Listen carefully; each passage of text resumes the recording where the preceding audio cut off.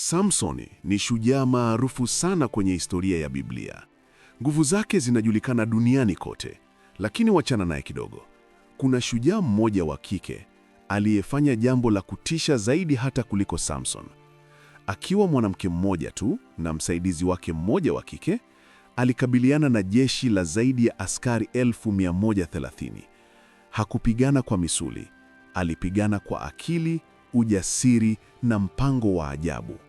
Aliingia mpaka kambini kwa adui na kwa mkono wake mwenyewe akakata kichwa cha jemedari wa jeshi la adui na akaokoa taifa lake lote.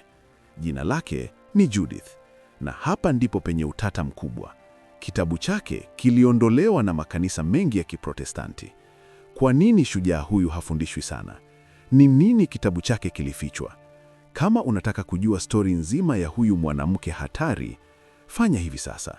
Subscribe hapa, kisha nenda kwenye chaneli yetu ya Neno Kweli, utazame video iliyoandikwa Mwanamke Hatari kwenye Historia ya Biblia. Video hiyo ina cover kama picha hii unayoiona hapa. Usisahau kulike. Asante.